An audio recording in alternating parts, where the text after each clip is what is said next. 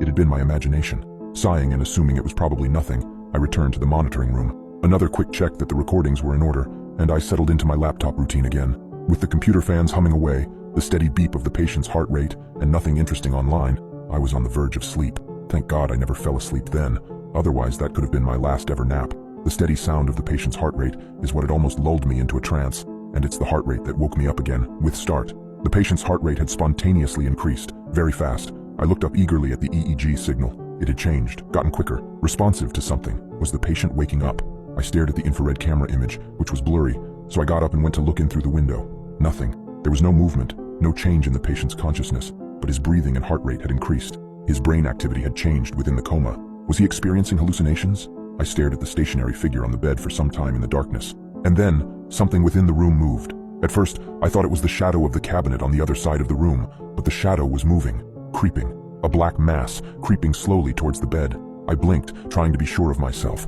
It was so dark that sometimes the mind creates shapes of darkness and shadows, illusions. No, it did seem to really be there. It was elongating now, as though something, this black thing, had been on all fours and was now standing up, to stand over the patient in his bed. An intruder. Someone here to attack the patient, or just someone mentally unstable who had somehow found a way in. Perhaps they had tailgated and slipped in behind a member of staff as they had entered through the security-protected doors. "Hey!" I shouted, banging on the window. "Hey, who's there? You're not supposed to be in there." The figure stood, unmoved.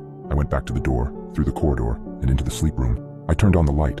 No one was there. There couldn't have been time to escape. If they'd exited the sleep room, they would have run into me in the corridor. How odd. Most likely a trick of the darkness. Just to be certain, though, I checked underneath the bed, and in the ensuite bathroom, and in the cabinet for good measure. Everything was in order. I looked at the patient in bed. I was now standing over the bed in the same way I'd imagined the shadow had done. The patient's breathing had returned to his normal pace. I went back to the monitoring room, and I looked at the screen displaying the camera view. I rewound the recording back a few minutes. There was nothing on there, no shadow. Everything was just like usual. Empty room, with the patient in the bed with nothing moving. Either my imagination was just playing with me, or I was experiencing some extreme hallucinations. In the back of my mind, I started panicking, but tried not to think about it, putting it down to just the darkness playing tricks on me. At this point, I could have never known how much worse things were about to get. I sat down at my laptop again, not really able to concentrate anymore on the article I had been reading. I decided I needed some light relief.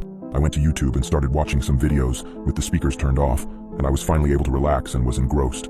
I don't know how long passed in this way, an hour or so, I think. My eyes went back to the recording screen to make sure all was well. There was no EEG signal. It was flatlining, no heart signal, no breathing signal. My heart jumped into my throat. The patient was dead, and I'd missed it. I should have done something. What had happened? Oh God, what a fool I was, getting wrapped up in videos. I looked at the camera feed and the patient was gone. The bed was empty. In the midst of the